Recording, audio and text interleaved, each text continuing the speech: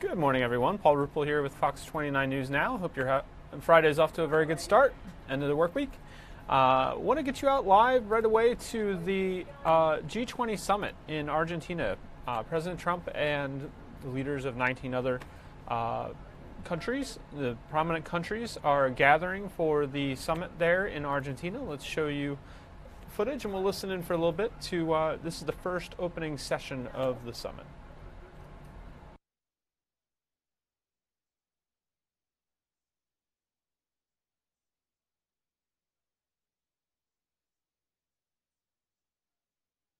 An acknowledgement of the presence and performance Argentina is exhibiting globally, especially after so many years of isolation.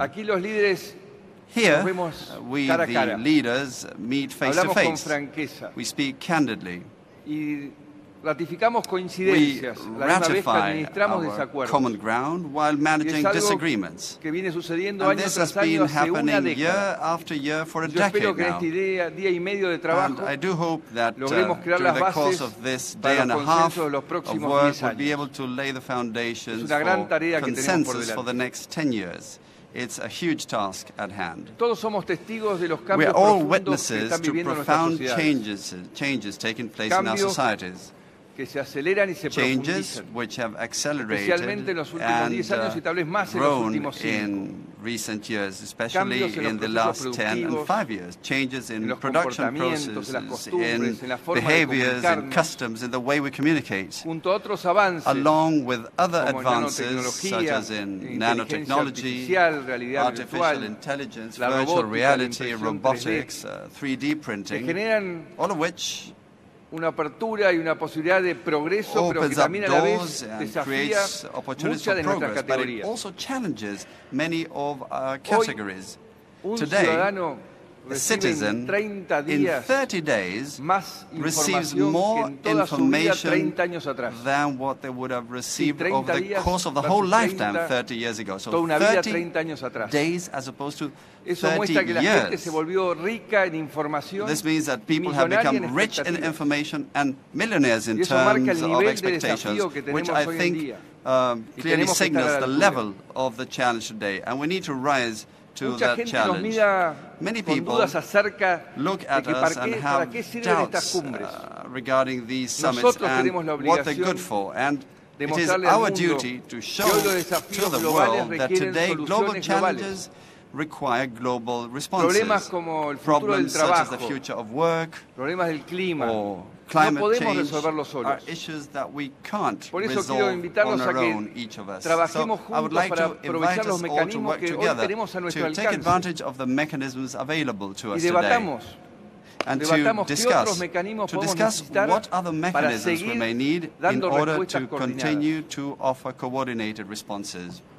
The way I see it, the solution, as we saw in our retreat, is dialogue. Dialogue and dialogue. That is the way of pushing the limits of the possible. On the understanding that each country will have its own preferences, values and interests, but we all do agree on something, that we want to foster sustainable development. And we assume the responsibility of chairing the G20, convinced that we need to make a contribution and that we can make a contribution to international cooperation, to multilateralism and to global governance. We've already held over 50 meetings all around the country, since we're a federal country. And we are proud of each of our regions, of the talent of our people, their opportunities, their drive, their natural resources, and their cultural heritage. I would like to take this opportunity as well to thank all Argentines who have taken part to make it possible to welcome you all to this major event. And I would also like to thank the residents of Buenos Aires who agreed to tackle the challenge of moving around the city while we have a meeting. And under the theme of building consensus for fair and sustainable development, these days we'll be dealing with several topics such as the future of work, infrastructure for development, un futuro alimentario a sostenible, sustainable food la future, estabilidad financiera, financial stability, la sustentabilidad climática climate y sustainability, el comercio internacional, and entre otros. international trade, among others. Una agenda centrada en las This is a personas y con una people-centered visión de agenda futuro. with a forward-looking view. Soy optimista por naturaleza, I'm an siempre lo he optimist sido. by nature. I have Pero always mucho been. más But después de este año que especially he trabajado after this junto a mi year equipo con el apoyo de todos of work ustedes. with my team and with the support of Y all of you, viendo que hemos llegado a I've been able to importantes see consensos, that we've reached plasmado tanto en very los substantial comunicados consensus ministeriales as como enshrined en in the planes de acción ministerial communiques acordados ya and in the entre todos action nosotros. plans agreed upon amongst all of us. Pero queda claro que el consenso no es algo que However, se it is construye de clear la noche a la that mañana. consensus cannot be built Es un from proceso one con day to the avances y next. retrocesos It is a process y que with continúa después del progress G20. and setbacks, and which will Pero continue resulta even mejor after the G20. cuando nuestros But it's even compromisos better when se our plasman en commitments acciones concretas translate into concrete mejoran actions that el bienestar de nuestra improve the well-being of our people. Por eso en el G20 más al sur que se haya So, organizado, at the southernmost los invito a que demos un G20 ever mensaje held, claro al I mundo invite us all de que de aquí to juntos give a clear message to the podemos world, to the marcar fact that un here, horizonte de together, desarrollo we can chart a development con horizon, responsabilidades compartidas, one with shared con un responsibilities, fuerte with compromiso a con la full igualdad de commitment género to gender equality, y unidos en la and diversidad. with unity in diversity. Y también quiero, And recordando a alguien que siempre he Also, admirado mucho, remembering someone I've a always Mandela, admired, que él nos invitó en Mandela, este año que él hubiese cumplido 100 años, this year he would have a been que 100 years old. de aquí al 2030 And he terminemos urged con la us pobreza. so that by Y además él 2030 fue siempre we could un end cultor poverty, and he was del always diálogo. an advocate of Así dialogue. que gracias nuevamente So thank por su you presencia once aquí. again Les for your agradezco presence mucho here. y vamos I a deeply empezar appreciate la it, primera sesión and we shall en now un par de begin minutos. our first session Muchas in a gracias. couple of minutes. Thank you very much.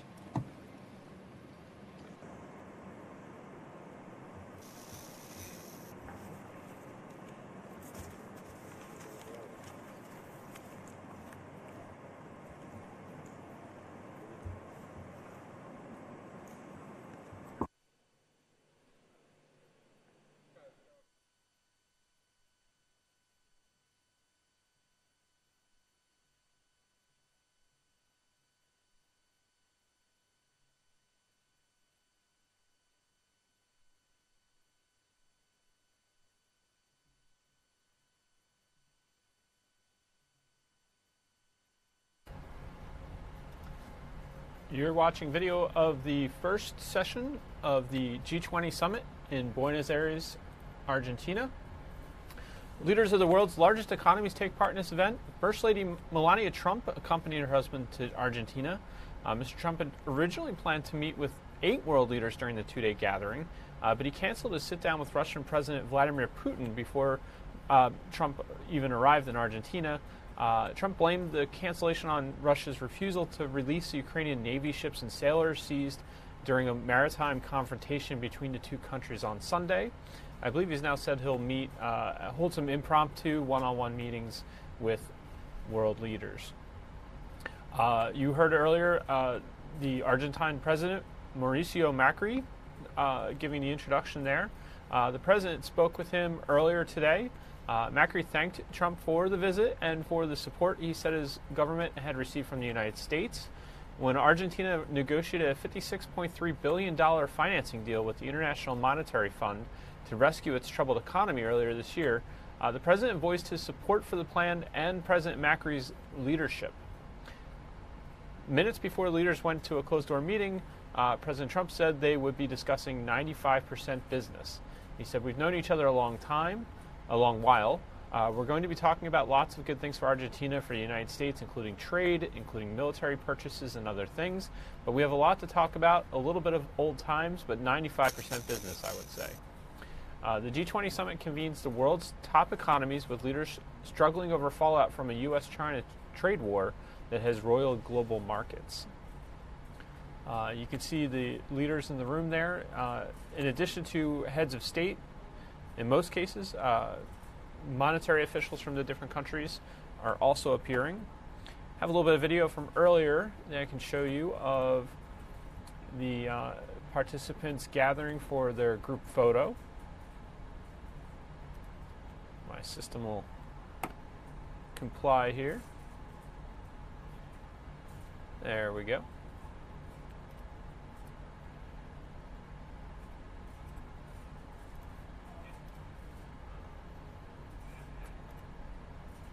Here you see officials gathering. Prime Minister Abe next to the president, Prime Minister Trudeau behind him.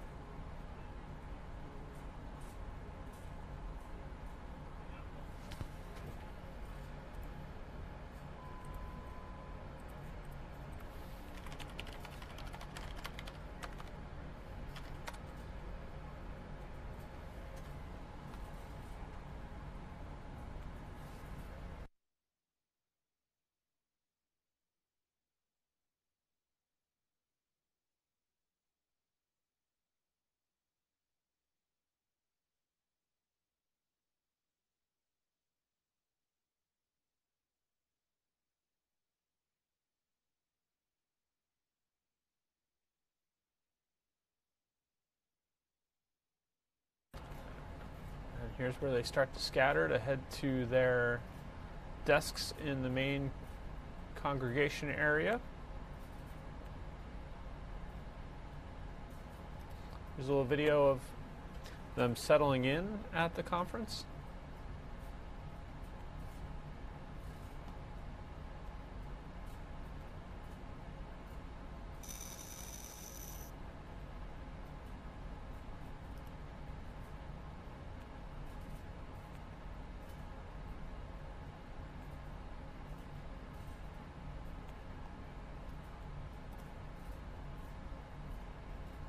There you see the president taking his seat.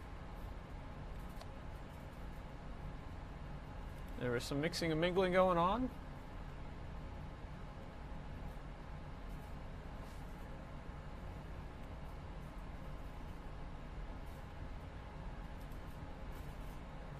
And here was the president waiting for the event to get underway, giving some waves.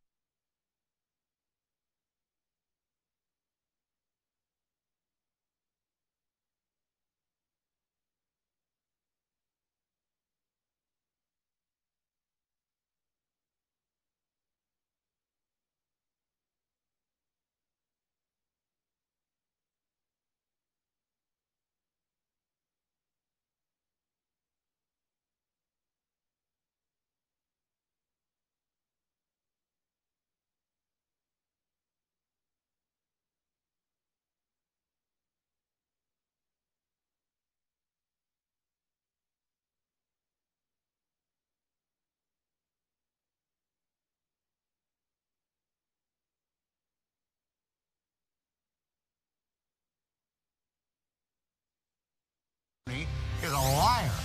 But Michael Cohen has cut a deal, apparently, in the ongoing Russia probe. Fascinating development. So Cohen has admitted that he did lie to Congress.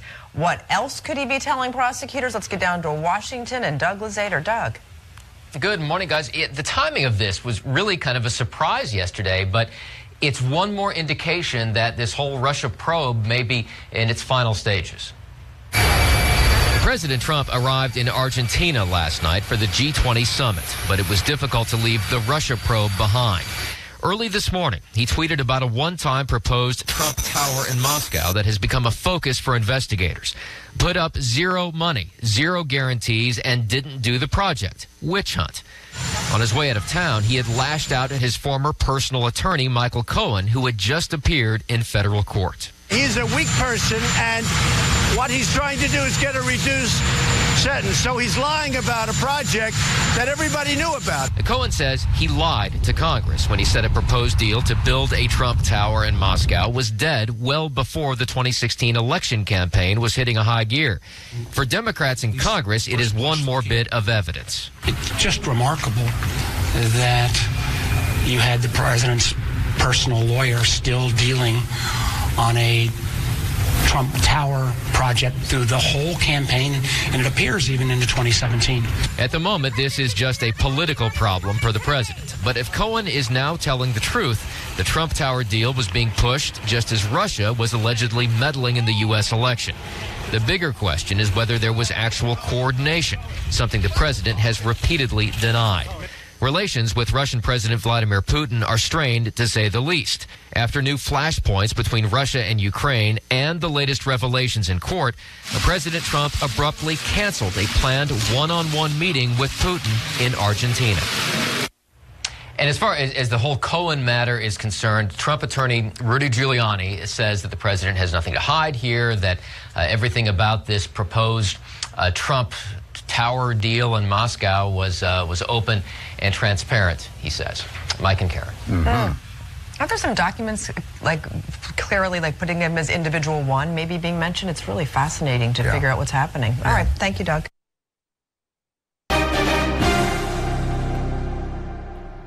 A little bit of breaking news this morning about the Mueller probe. Special Counsel Robert Mueller is considering new charges for Donald Trump's former campaign manager after his plea deal fell apart over allegations of lying to investigators. That's what prosecutors told a federal judge Friday in the case of Paul Manafort. The judge ordered the government to disclose more details about the false statement allegations against Manafort by next Friday and set a tentative sentencing date for early March. This is according to the Associated Press. Manafort is accused of repeatedly lying to investigators even after he agreed to cooperate with the investigation into Russian election interference and possible coordination with Trump associates. You're looking at file video of Manafort from some of his trial cases. There is in his campaign role. Manafort faces up to 5 years in prison on each charge in his plea agreement. He's also set to be sentenced on 8 felony counts in a separate case in Virginia in February. He has denied the lying allegations. So the president, as Doug Luzader put it, the president has gone overseas, but has not managed to escape the Mueller report and the ramifications and the continuing legal cases involving his former campaign manager, his former lawyer, his former NSA director, although we haven't heard much about the Michael Flynn case in a while. So we're continuing to follow developments there. Let's get you a look at weather. You can see that is a little bit of mixed precipitation falling to the north and west of Philadelphia, maybe just on the edges of Chester, Berks, Lehigh counties, Monroe County up there.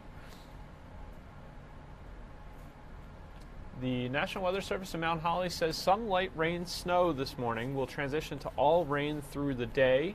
More widespread rain is expected Saturday and to Saturday night. Rain totals could be about a ½ inch to an inch, which is not good news for already soggy areas. A wintry mix is also possible for the higher elevations later Saturday night. Let's take a look at temperatures around the area. Right now we've gotten over the 40 mark in Philadelphia. 30s in some other areas to the south and west. A little bit warmer to the north and east this morning, although Mount Pocono 32 is still close to the freezing mark there. Regional temperatures. See that cold air out in western Pennsylvania. 20s in Pittsburgh. Not as windy yet. That's certainly a relief after the last 2 days. It's been quite breezy and gusty. Right now you see calm winds across much of the Philly metro area. A little further south down near the coast, Wildwood at the coast. Wildwood 12 miles per hour wind speeds right now. But not much in the way of gusts to speak of. Visibility generally pretty good across the area. Not much to see on satellite. You see there is some cloud cover in the area. Wind chill making it feel not much wind chill at all because of the calm winds right now. Here is your 7-day forecast from the Fox 29 Weather Authority. See there, our weather by the numbers has today at a 6, mostly cloudy with a high of 44. Saturday, PM rain, 48 degrees, overnight low of freezing mark. Saturday looks like a 5 overall. Sunday, clearing and mild, 65 degrees. Looks like there could be some rain chances still in the morning, but we're calling that an 8. And Hanukkah begins at sunset on Sunday. Monday, sunny and nice, 57.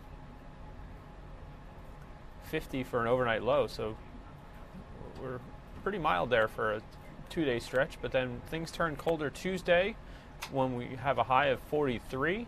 Wednesday, partly sunny and cold, 39. Not getting out of the 30s by midweek. Thursday, chilled sunshine, 39 again.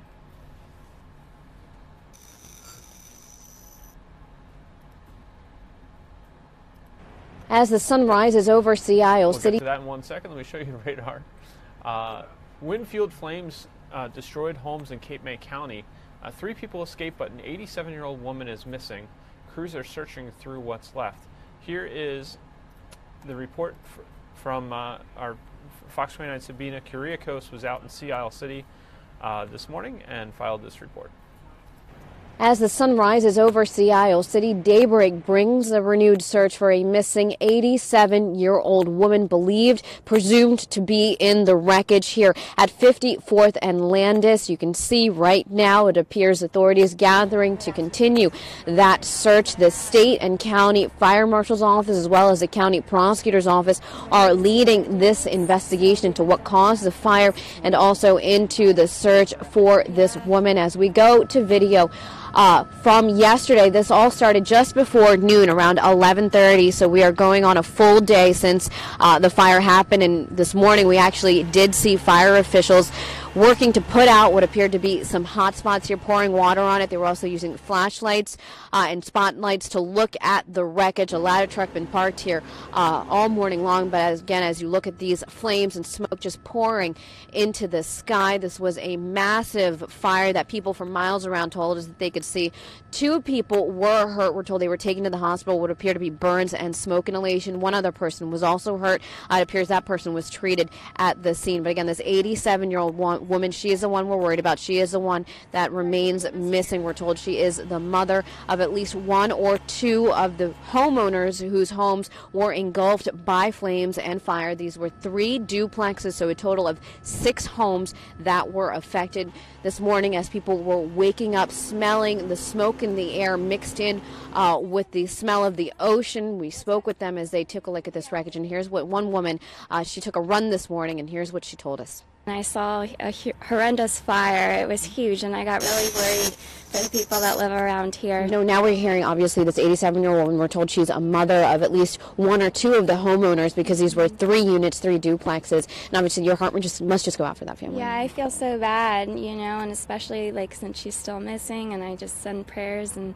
all my thoughts. And back out here again, you can see this is still an extremely active scene. Police and fire here right now. Again, they are still looking for this missing woman, 87 years old, believed to be the family member of 2 of the people who were actually hurt in this fire. So we do believe they're all from the same family. She remains unaccounted for. We're in Seattle City. Sabina Kyriakos, Fox 29 News.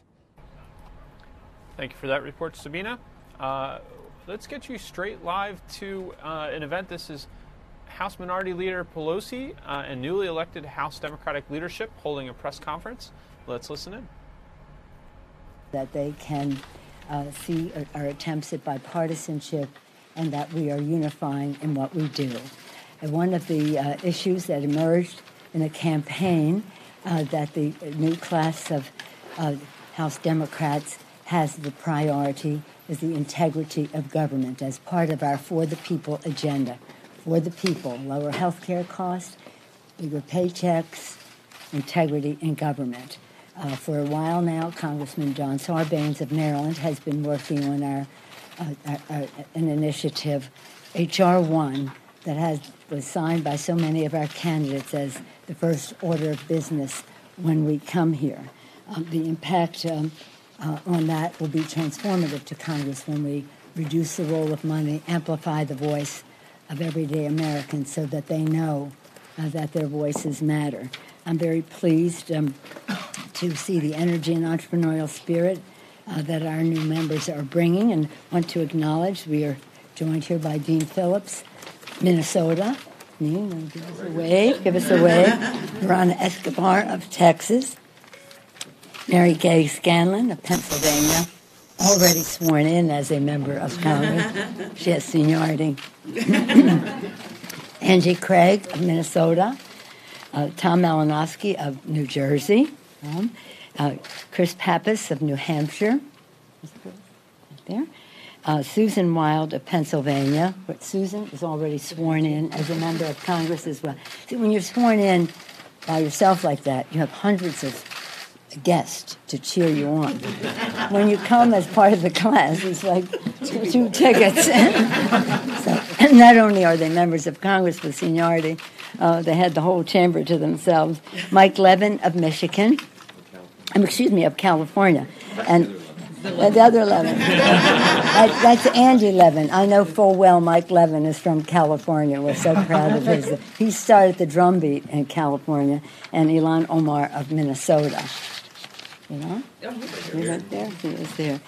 So in any case, you know what the purpose of it is, to reduce the role of money, advance fair elections, and one part of that is to have the Voting Rights Act early on the agenda. We're very pleased to be ready for that with the leadership of Terry Sewell of Alabama, whose legislation we have been advocating for a while. We'll be building a record for, but she'll talk about that in a moment, and I thank her for her leadership. In the meantime, it's my pleasure to present our champion for democracy, John Sarbanes of Maryland. Thank you.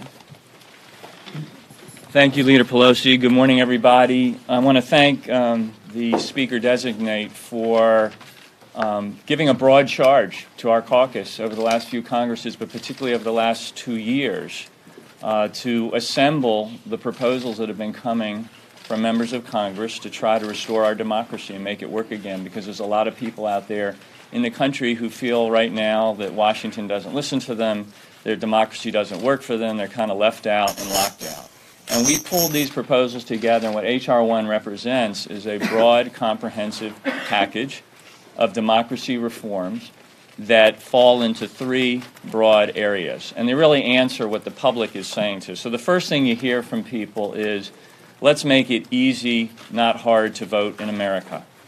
It's ridiculous that it's an obstacle course to get to the ballot box still 240 years into this republic. So we have to make it easier, not harder, to register, to vote. People have to have confidence that when they exercise their franchise, that vote will be tabulated and it will be protected. So there's a whole set of key reforms in that basket. Secondly, what people are... We're going to interrupt this to take you to former Flyers General Manager Ron Hextall is speaking. This is availability at the hotel across the street from the skate zone in Voorhees. Let's listen into what he has to say.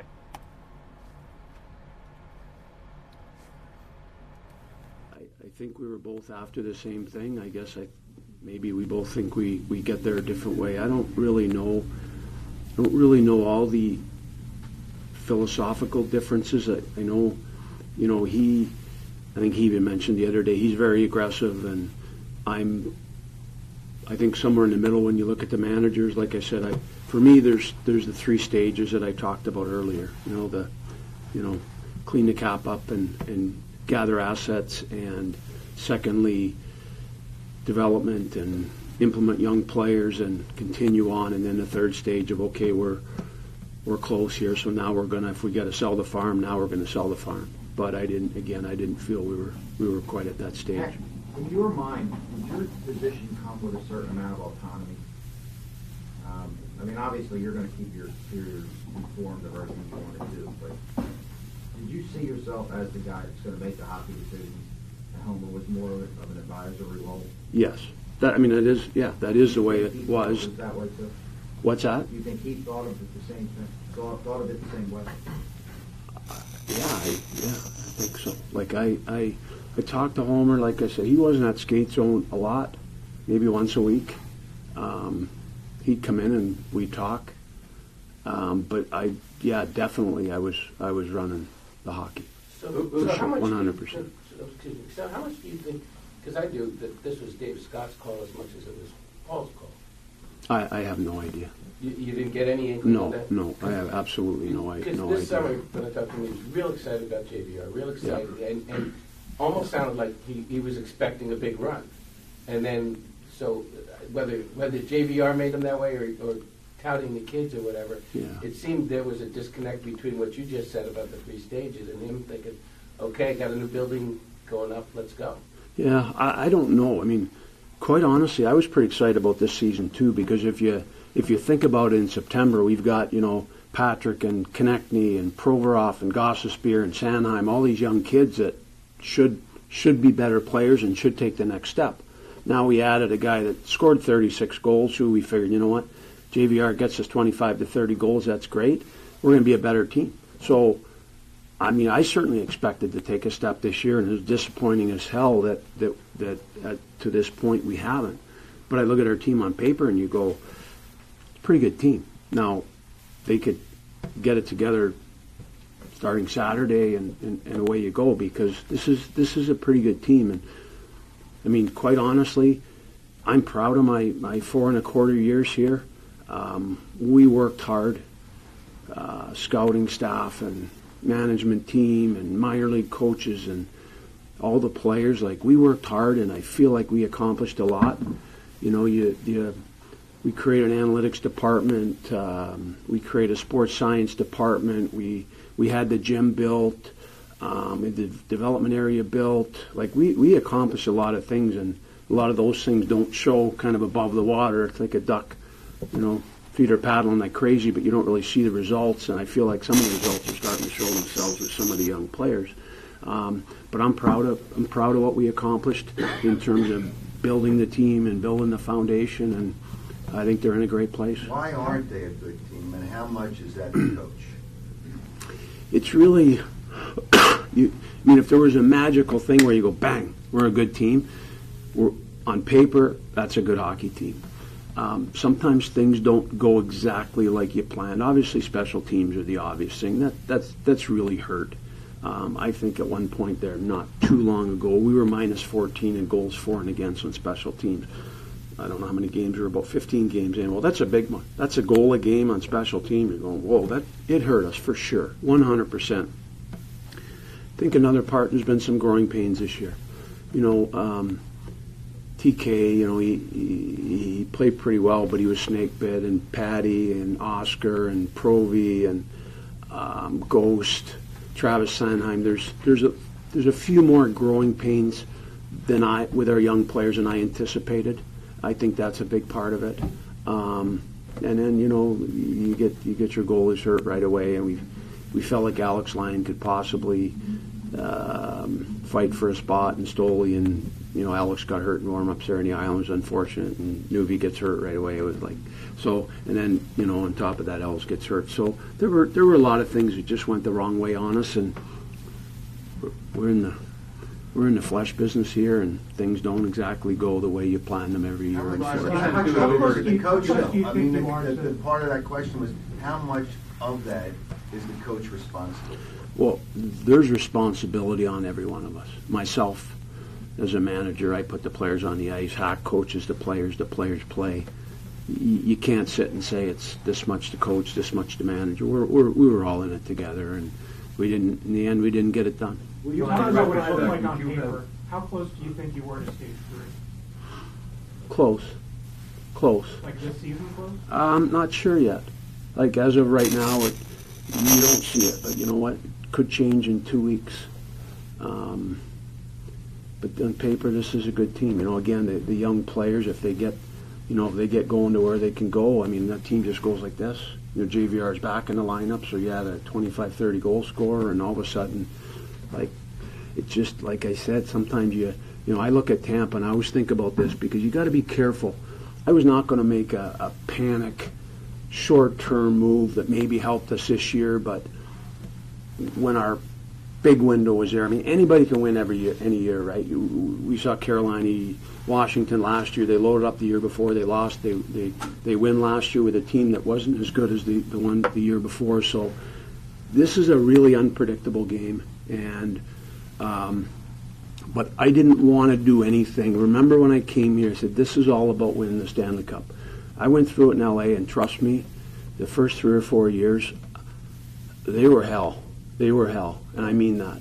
It was hard. There's a lot of pressure to move young players, and we held firm, and we struck when the timing was right, and it ended up, you know what, we raised that cup, and let me tell you something, you do that once, it's worth the 6 years of pain. It's the greatest, for someone that's passionate about hockey, it is the greatest thing that you'll ever do within the game of hockey. It is a special feeling, and, you know, I'm disappointed I couldn't bring a Stanley Cup to Philadelphia. That was always my goal, and I think this team is poised to do something great, and I'm sure the next guy will come in and make good moves, and they'll move on and hopefully win the Stanley Cup. Are you puzzled by the timing of this? You wonder, did something happen in the last week or so that brought everything to a head? Not. Do you wonder why now rather than last summer, next summer, whatever? Yeah, I do. You mentioned the goalie injuries, and obviously part of that is bad luck. But Ellis had surgery this year. He obviously has injury issues. Why did you feel confident going into the season with them as your tenant? Well, the first thing you do is you look around. Is there something we can upgrade? Vasilevsky's not available, and Holtby's not available, so you're not really going to get a top guy. So do you sign someone, or do you trade for someone that is in the range of the guys that you have? You know, it's easy to look back in hindsight and say Els got hurt. I mean, I didn't expect Els to get hurt. He doesn't have a history of being hurt. Like, everybody talks about the 2 injuries and the 2 surgeries, but they were tied together. So he really had one injury that the abdomen comes because of the hip, and he got that one fixed so he could play last year. He could have went in and got them both fixed and been ready for September, but he wanted to play at the end of the year, and credit to him. He's a high character guy, and he's a battler, and you know what, I think people forget the fact that he was pretty good for us until he got hurt there. Like, I mean, it's almost like people talk about him like he can't stop the puck, and he was pretty good for us for, I don't know, 5 months or whatever it was. Right, I talked to some of the alumni, and they said there was a disconnect between them and you. Yeah. And they thought that played a part in what happened. Can you address that? I think they were not allowed in the locker room and things like that. I can. That's there's a lot of things that have come out here. I don't know where they're coming from, but I'm like, whoa. I will say this about the alumni. They had the game there. I think it was against Pittsburgh. We were on the road, and I was asked whether they could use the locker room or not. And I kind of went through my mind, and I got to be honest, I didn't think a lot of it. I didn't really think much about it. And they said, well, otherwise they could just use NBA 1. And I said, well, let them use NBA 1, no big deal. In hindsight, I probably wish I would have thought that through a little bit more, like, because I got a lot of respect for the alumni. Obviously, I am one, and I got a lot of respect for them. So it bothers me if in fact they felt that way. But that was the one thing. The other thing, the locker room. I don't run a country club. I don't believe in it. I don't believe you win that way. Watching out in L.A. how we did it and how Clarkie did it, and I believe in having tight doors. I believe in the sanctity of the locker room. I believe when the players are in the locker room, it should be the players. That's when that team bonding. So I did, after games and practice days, I did close the locker room to people. I mean, fathers and kids could come in, obviously, and brothers. But I mean, one day I walked in and a guy had 4 of his buddies in our lounge practice day, and I'm like, this is a place of work. This isn't like you guys go to work. You don't bring your 4 buddies to work, right? Like, so there were some things that went on that I didn't like, and we changed some things as a result. But I like structure. I'm a structured guy. I believe in structure. I did say some other things like I controlled the food and stuff. And I'm like, what? We hired a dietitian, and between her and Ben, they controlled our diet. And the only thing I met up front, and I said, you know what, we want to be healthy. You know, after games, we want to eat anti-inflammatory food versus pizza, which is the opposite. So, yeah, we did change a few things like that. Our guys went on a very healthy diet, and I believe in the 1%ers to try and help your players be the best they can be and give them the best chance to win. But I see some of the things coming out, and Did you feel you had good communication with your advisors and scouts, people like that? There's been talk that at times you were kind of just you and Chris were sort of a two-man show. Yeah. Is that fair to say, or? No, I don't believe so. Like, everybody manages differently, and my style of managing, I like to work. Like, I wasn't on the phone every day with our scouts. I had pro meetings this week with our pros. We had amateur meetings scheduled in January, and I'd go out on the road with our scouts a little bit, particularly the amateurs. But I know that's been said, and I've had a lot of people reach out to me that worked under me there, and the feedback has been terrific. And I've asked some questions, and I don't believe that was an issue. Whether there were one or two guys, I don't know, but I can tell you I've had more calls, I guess, from the hockey world and texts, and the people that work for me that have been terrific. So I don't believe that. But like I said, I didn't spend every day on the phone talking to 4 scouts a day. I studied things. I'm a studier. I'm a numbers guy. Looking at age distribution charts and top 6 scorers on every team, just trying to figure out what's going on with our team. So I would constantly. So my style of managing is, I like to work. I'm not saying the phone isn't work, but I didn't reach out to scouts every day. And quite honestly, I check with our scouts once in a while and at the meetings and stuff, and we talk about things. And I talked to a few guys yesterday, and the communication was in my mind terrific. And I think it's when guys like to work for you and people tell you that. That's probably the ultimate compliment for a manager. How would you rate your drafts in terms of the number of players, their progress, and how far along they are in making it to the NHL? Do you feel it was on schedule for you? I would, yeah. I mean, I would say at least, like, our amateur staff, the amateur staff is outstanding, absolutely outstanding. Those guys work so hard. I mean, driving through snowstorms and getting to places in Prince George and God bless my hometown of Brandon and everywhere. I mean, those guys do a lot of work, and they're the unsung heroes.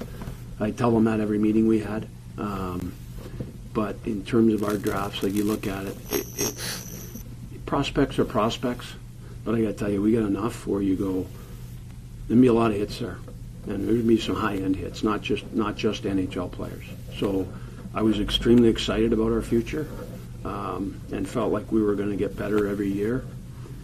I think 4.25 years ago, we were 28th oldest in the league. It depends which day you do the calculation, because you call a guy up, send a guy down, you might move a couple spots. But I think we were 28th oldest, and now we were somewhere in the 7 to 8th youngest range now. So, some people thought we weren't making progress, but when you go from 28th oldest to 7th or 8th youngest, and your point totals are either staying stagnant or moving up, you're making progress, even though it's hard to see.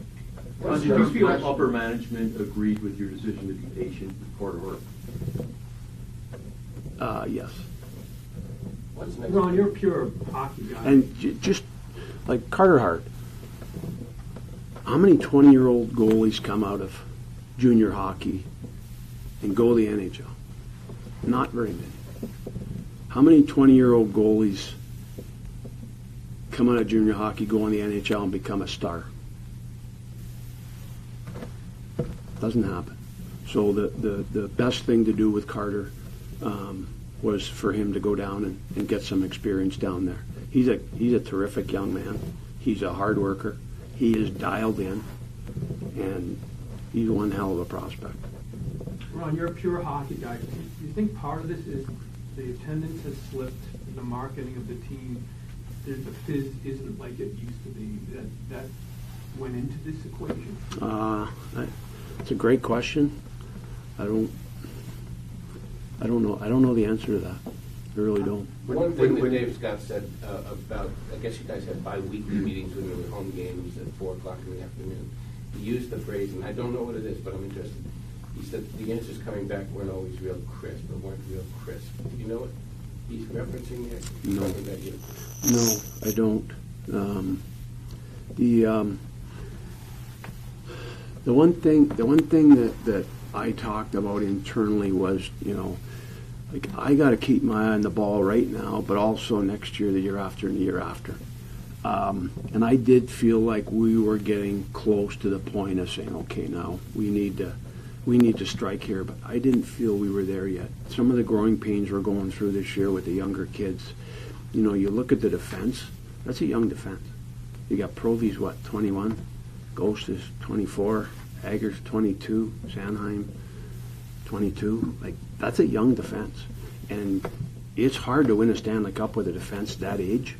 So I felt like there needed to be a little bit of more maturity in the back end, and I wasn't willing to trade a young player and/or prospects for a guy in his mid-30s that might help us this year and might clog us up down the road, and his game is dropping. So philosophically, that's kind of where I was at. But in terms of, again, trying to make our team better, I was on the phone Sunday trying to make our team better. But Dave Scott had said it came down to one thing, the bottom line, winning games now and being a better team now.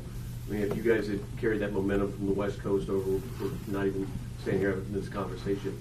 So I'll let you answer. If there's one or two things that you could have done to improve this team now, what could it have been?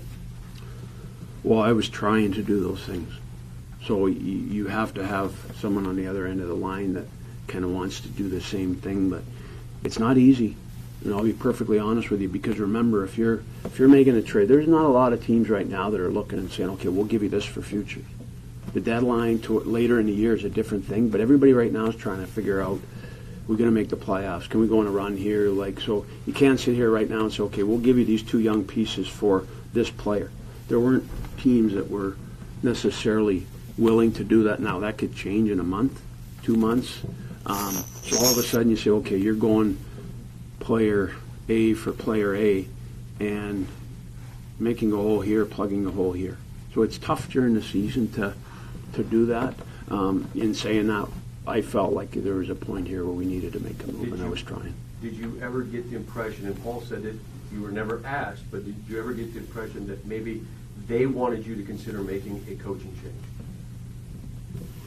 No, I mean, your job as a manager, you have to look at everything, right? I have to look at everything. I have to evaluate everything. That's my job.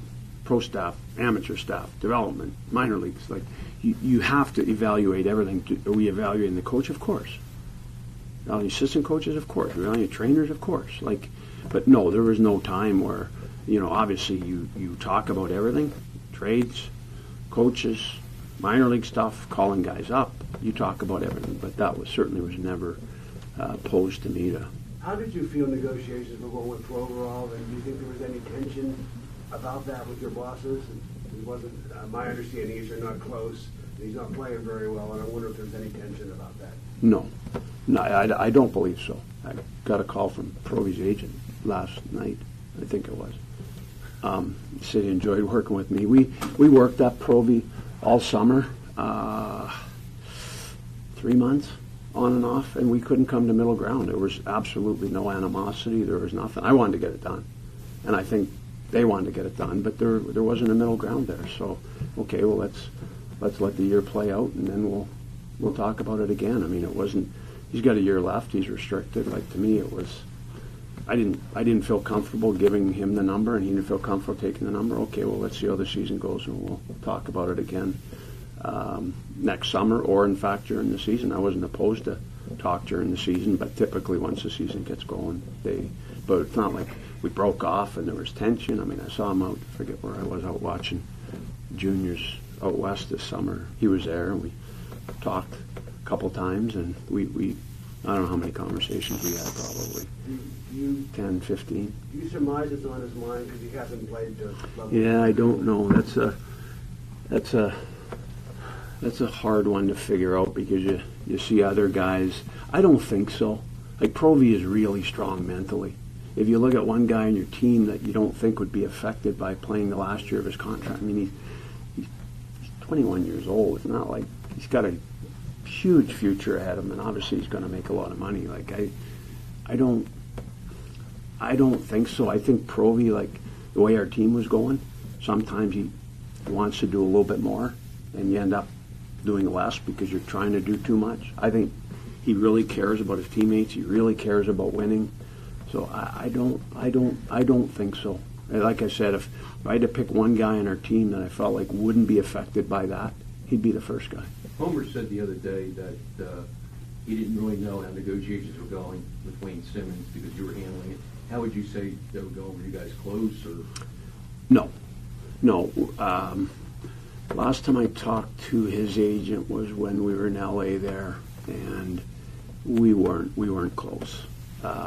I don't know how that was going to play out. Sometimes you got to have a deadline for those things. So whether it would have been the trade deadline or the end of the year, June 30th, I don't know how that would have played out. But there was a comfort level for us and a comfort level for them, and we were a ways apart. Was he a guy that you were considering trading at the trade deadline if you did get done? I can't answer that question. I don't have an answer for you. you. A number of years and the biggest drawback with Wayne? And the cap. It was a combination. Gentlemen, you actually have to wrap it up. Eventually, practice. A couple more questions. You're going to get fired. That's your business, right? General manager's coaches. It happens every I didn't quite. A lot quicker in the end. I didn't quite think like that, but I was kind of hoping I'd finish my career here and get old, or am I already old? Okay. So if you're with an expansion club, or if you had been hired somewhere else, would this have been easier to take than what happened? Yeah, probably. It's been a tough couple of days. Like, I think you guys all know how much love I have for this franchise. So happening here versus somewhere else, yeah, that hurts. Do you feel betrayed? Do you feel angry? How do you feel about the franchise 2 days? You know what? There was obviously a difference of philosophy. Dave and Paul both said it. So I don't feel betrayed. I can tell you this. I'm extremely proud of what we did here.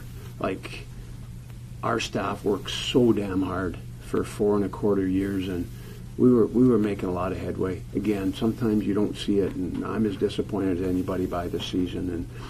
And I certainly wasn't. I wasn't accepting of this season. I was looking hard to do something because I knew it was a point here. Okay, a message does have to be sent here. This is not acceptable in Philadelphia. It's not acceptable for this franchise. So I was to that point, and so I guess in a round of, yeah, it hurts. It hurts more here for sure. Why were you at a point where you could tell Homer that? You guys have known each other 35 years. Why weren't you at a point where you guys could talk about it? We talked about that. The one thing that I said was, again, I wasn't going to make a move for a guy in his mid-30s with term on his contract and give up young assets. I was adamant about that. Again, some of the way things have come out is that's not the way I saw it. Again, trying to make our team better, trading a couple young assets for a guy that could help us this year and next year, and 100%. If it made sense, we were going to do it. We were looking hard. So, again, I wasn't sitting here going, okay, we're going to wait for 2 or 3 more years. I mean, in the back of my mind, I felt like, when are we going to get there where we're a top team with Nashville and Winnipeg and Tampa? I felt like we were a couple years from that. Now, that doesn't mean you can't win. Again, as we saw last year and other years where top teams get knocked off for whatever reason. But I didn't want to sacrifice pieces in 2 years that were going to help us get to the promised land right now for a quick fix. What about the aftermath that surprised you most? Like, you talked about the alumni, you talked about the scouting staff or people that worked under you. Were you coming here today wanting to get anything off your chest, saying, No. defending your life kind of thing? No. I came here today because I felt like I owed it to you people. I felt like I owed it to the fans, and I guess selfishly a little bit of closure. So those are the three reasons that I'm standing here right now. It had nothing to do with whatever you referred to. No, absolutely not. Is that trade and signing? Is Skinner a guy that you were active trying to get in the offseason, or you thought it was too much? No, we were JVR. We felt fit in long term. We went after. I think I told you guys. We went after another high end player on July 1st, and according to his agent, we finished second, which is great. Might as well finish 31st, right? So we did get aggressive this summer. So we did feel like, you know what, let's push this thing. But the free agents, you can't. To me, the worst thing you can do is go from, okay, we got JVR, we tried for this guy, we didn't get him. So now we're going to go down our list to the fourth or fifth guy and give him a 5-year deal for $4 or $5 million that's going to haunt us. So we kind of made our list and drew the line. We're going to add another middling player. We didn't feel like that was right for the franchise. There was a trade during the draft that didn't come off that Dave Scott referenced the other day, that he was disappointed that you would work real hard down at the draft to get. I would love to ask you for who, but you're probably not going to say that. Yeah, no. But is it along the line of what you're talking about, where your philosophy was, I'm not giving up these guys for something short term? No, that one was. I'm not going to discuss the name, and I am protective of our players. Like, these guys have houses, they got girlfriends, they got wives, they got kids, and people wonder why I don't want to talk about trades and put names out there. You see other teams, there's a million names out there. It's unsettling as a player. I was one of those players, and you start seeing your name in trade rumors, and it's a bad feeling. So I was protective of letting too much information out, and there was a couple things got out early in my tenure that really bothered me, that shouldn't have got out. So I was protective of, essentially players' lives.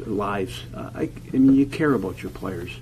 And I know some people, especially in this day and age, they say that's not right and stuff because that's the way of the world. And I know it is. Like, you see it, you go, holy smoke, and then you talk to a guy, the guy's name's out, and you talk to him 2 days later, and yeah, sure enough, I'm like, geez, why does that have to get out? I don't believe in that. But that trade would have, but it was a heavy price.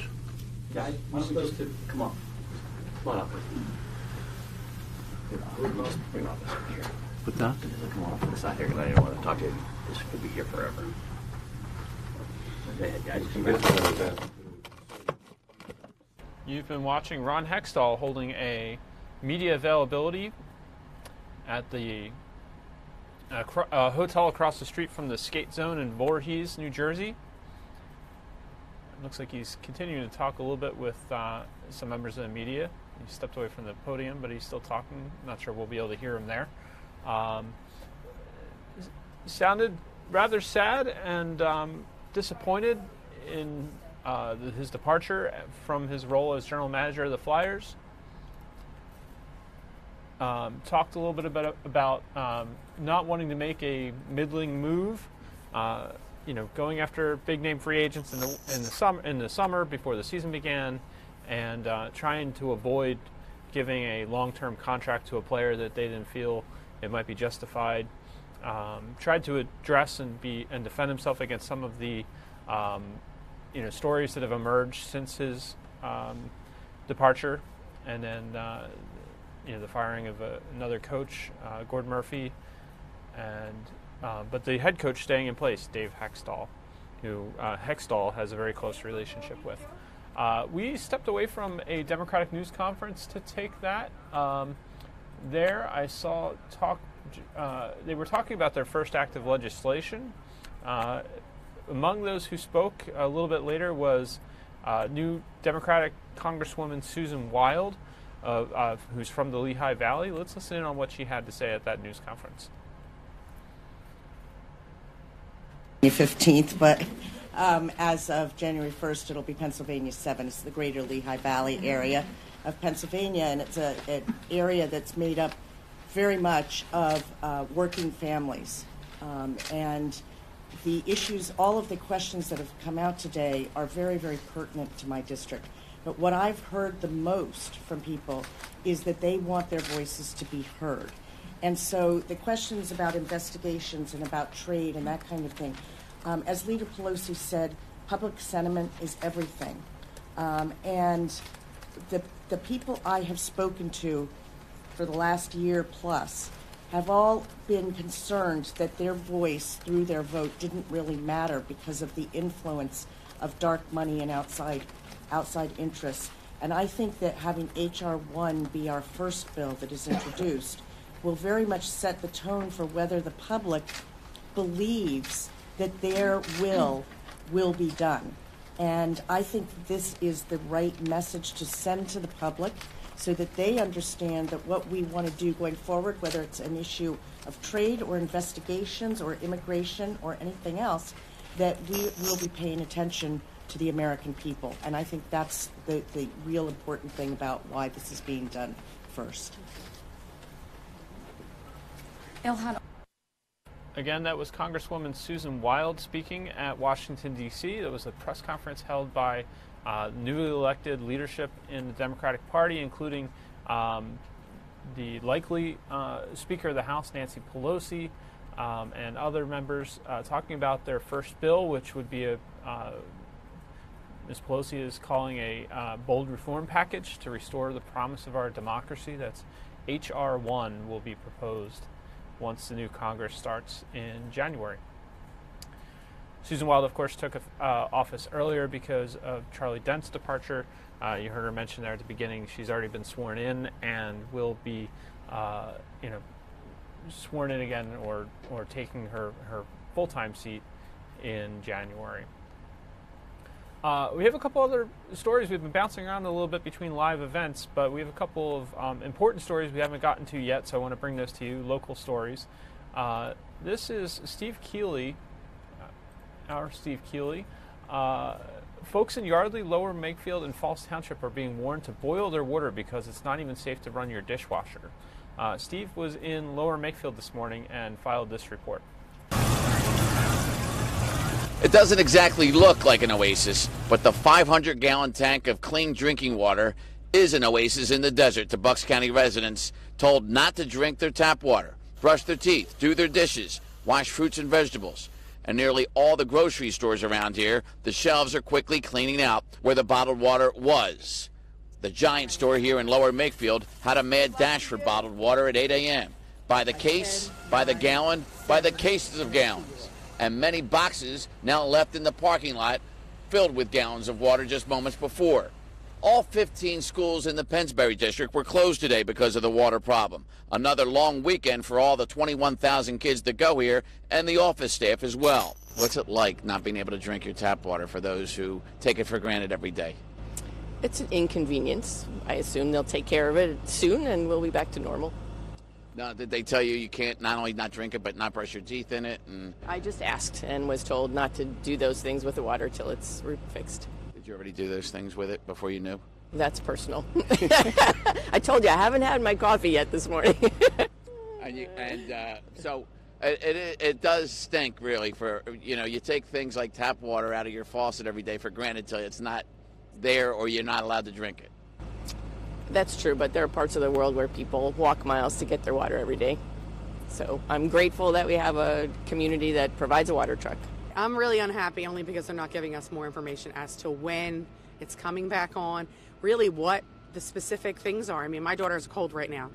Hot showers with everything, and I don't care who you are, you're getting water in your eyes and in your mouth, and it's a real concern as to why we're not being given more information. I didn't even get an alert on my phone, and normally I get all the emergency alerts. I had to be found out from a friend of a friend said, are you using the water? It's not even from Bucks County, so. Yardley, Lower Makefield, Falls Township residents got notice last night around dinner time to not drink their tap water because it had high turbidity levels, not filtered enough. The water might contain disease-carrying organisms, they were told. Bacteria, viruses, parasites that could cause nausea, cramps, diarrhea, and headaches. And then the renters told us they were now real worried about developing all those symptoms, telling Fox 29 News that renters did not get the robocalls the homeowners did, and didn't find out about not drinking the tap water until they tuned us in this morning. In Bucks County, Steve Keeley, Fox 29 News. Back to you. Important story there from Steve, and he had met some people out there who had a good perspective on the situation, it seemed, but also some serious concerns. Renters need a way to find out that, get information, and stop drinking the water as soon as possible. So glad some of them have, hopefully many of them have gotten word and are taking the steps to procure good drinking water and for other purposes. Another big story, of course, this is something that we've been following for a long time at Fox 29. The opioid crisis has hit Pennsylvania hard, but now there's help. Here's a closer look at what's being done to clean up our streets. This is going to begin with Mike Jarek. I believe this is the right clip. I might have, we'll double check it when we begin here, but this will be Mike talking a little bit about his experience going out into the Kensington community and experiencing the crisis firsthand, talking with some of the residents there about whether things are getting better or not. And then we had a satellite interview with the governor of Pennsylvania and the former mayor of New York City about some new steps that are being taken. Good morning. For the CDC, 70,000 people overdosed in this country last year. About 50,000 of them are from opioid overdoses. And the problem is particularly bad here in Pennsylvania, where overdose deaths nearly double the national average. As you know, last week I took a walk through one of our hardest hit neighborhoods when it comes to drug and heroin use, especially Kensington. I moved here not knowing exactly what this was, so I got kind of in the mix of it. So yeah, I fell into that trap, but it's not a life that I wanted. What have you been doing? I've been heroin. Heroin? Yeah, I'm not gonna lie. Heroin. Are you still on it now? Yes. Do you see it getting any better? No. No? It's been getting worse. Well, this morning, the former mayor of New York City, Michael Bloomberg, is announcing a huge investment to help in this opioid epidemic here in Pennsylvania and the United States. Thank you for being with us. Oh, by the way, former Mayor Bloomberg, we want to thank you for paying for this satellite interview so we can spread the word here. Also, sitting right next to him, a man we know very well in our state, Governor Tom Wolf. Thank you both for being here. Good morning, gentlemen. So let's get into this. We'll start with you, Mr. Mayor. What is the plan, and why did you want to start in Pennsylvania? Well, Pennsylvania is the logical place to start. You've got a good governor who understands the problem, is trying to pull together Republicans and Democrats and do something about it. And Pennsylvania has double the national average in drug deaths. So it's a place where there's a big problem. There's somebody that can help, and if we can provide the funding for the governor to do something, you have a real chance to save a lot of lives. Both of you are going to be in our area today in Philadelphia. Where are you going to be going, and how much money is coming to help? Governor. Well, first of all, I just want to thank Bloomberg Philanthropies, the mayor, for making this generous contribution. I am really grateful. First of all, it's a recognition that we are doing things in Pennsylvania. We have a need, but we're doing things. But also the $10 million is going to be a really big help. So the two of us are going to be in Philadelphia later today. Yep. We're going to be at Jefferson. We're going to be at the high school where we're actually addressing the needs of addicted youth. And I think I'm looking forward. I think we're both looking forward to actually seeing what we can do, what's being done right now, and maybe things that we can do better in the future. Mr. Mayor, so how will the money be used? How will you allocate it? Well, we're going to leave that up to each state, because every state has a different ability to respond. Every state has a different pattern of rural, urban, north, south, young people, older people. This is a very big problem, but it has to be dealt with at a local level. So Bloomberg Philanthropies should not and is not capable of telling the governors what to do. What we can do is pick governors who we think are smart and care and want to make a difference, and then provide them with funding, and based on what they do, help get that information out to the other 40 states that we can't help this time, so that they can, on their own, with their own monies, go and help their citizens the way the 10 states that we are going to help is doing. So, Governor Wolf, what do we plan to do with the money? Do we know yet? Do we have a plan? Well, yeah, we've been working for almost 4 years now on this, and starting with the prescription for every Pennsylvanian for naloxone. That was 4 years ago. And in a bipartisan way, we have been doing a lot of things. Right now, we have a disaster declaration in Pennsylvania. There are 16 different agencies working together weekly basis out of a command center in Harrisburg to address this. We've from prescription drug monitoring program, a database, to prescription guidelines for medical societies, for doctors, to new curricula in medical schools, to limits on prescribing in emergency rooms for minors, new treatment centers. We're doing a lot of things, and I think that's one of the things that allowed us to get this generous contribution, that we're doing a lot of things, and this is going to help us do even more. Just to solve a problem, you got to know what the cause is, and there's probably all sorts of different causalities here. But Mr. Mayor, how did we get here, do you think? And why is this so personal to you? Well, a human life is a human life, and I've worked very hard to try to stop the gun deaths. The murder rate is half of the rate of people dying from drug overdoses. This is a very big problem. Just think, 70,000 people in 2017. It'll be more in 2018. Put those in a stadium and think about all those people dying in 1 year, and you'd say, hey, we got to do something. And this is something we can do something about. This is a medical epidemic. We can treat people with substance use disorder. It's a problem. It's killing a lot of people. We can do something about it, and the mayor is right. This is appropriate that we actually try to do something. Thank you both. We'll see you both here in Philadelphia, well, in a couple hours. Good. Thank you. Thank you both for your action. We appreciate it. 8:22, quick. I want to take you straight away to, we're getting video of President Trump. I believe he's sitting down with Japanese Prime Minister Shinzo Abe. Let's listen in. And I'm not surprised at all. I just want to say that we have many things that we'll be talking about, in particular protection, military type, also trade. We're doing a lot of business with Japan and trade.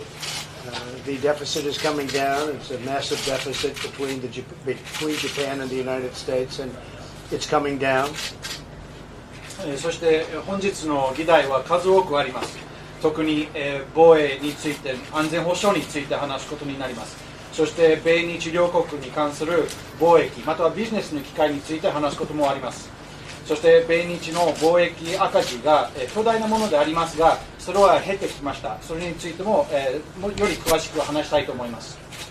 Japan is buying large amounts of our fighter jets, our F-35s and others, and we appreciate it very much, but they are really working with me on trying to balance our deficit, because we do have a deficit that's pretty substantial with Japan. We hope that we're going to be balancing it very quickly.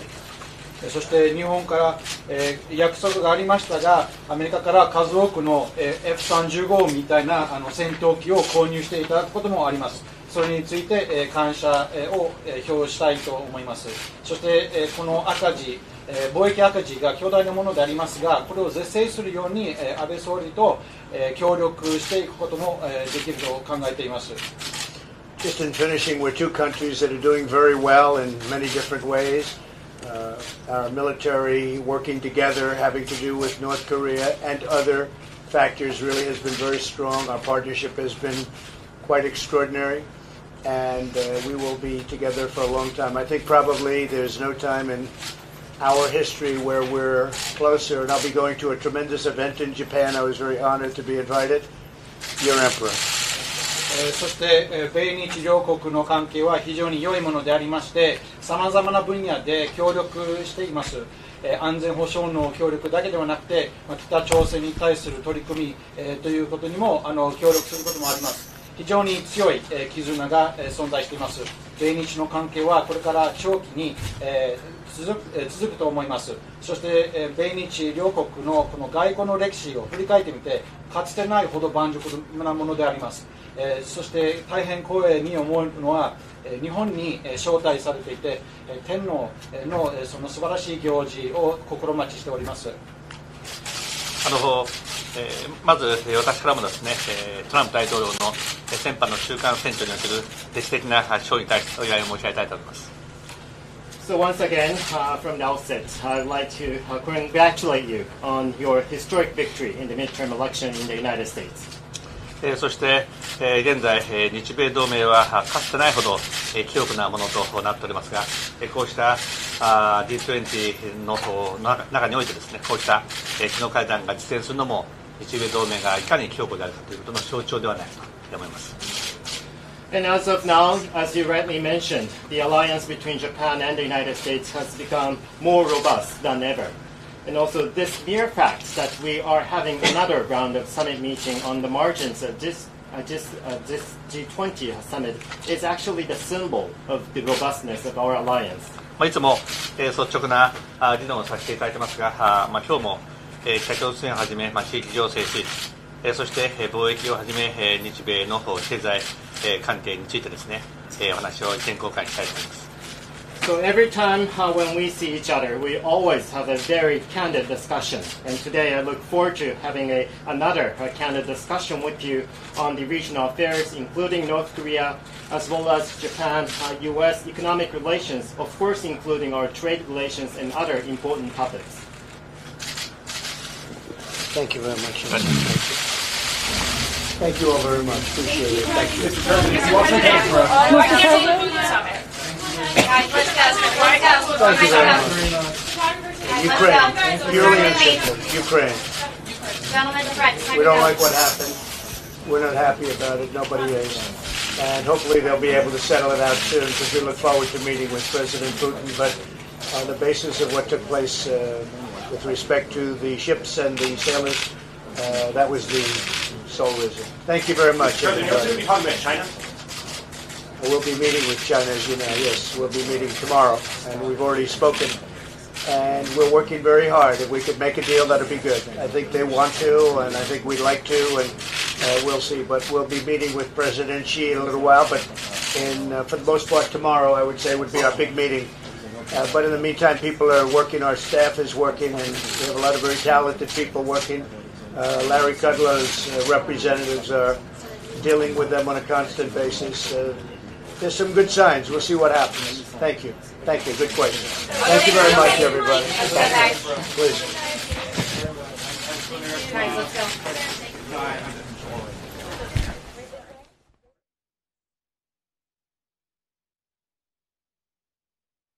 Excuse me. You're watching President Trump taking questions there with Japanese Prime Minister Shinzo Abe. I believe Abe congratulated him on his historic victory in the midterms. The president nodded to acknowledge that. A little bit of a misstep there, possibly. But we've been bouncing around to a lot of live events today. Some events in Argentina. Flyers former general manager Ron Hextall speaking. Brought you on tape delay a little bit the new Democratic Congresswoman from the Lehigh Valley speaking in Washington. We have one more story I wanted to bring you. This is our own Dr. Mike was on Good Day Philadelphia this morning to talk about the new tick that's the researchers are working to understand. This is the Asian longhorn tick, and here is what he had to say about that. This story because we have a new problem. Hi, Dr. Mike. With the new tick that was just found in our area a year ago, and it is spreading quickly. What's this? Right. Asian longhorn tick.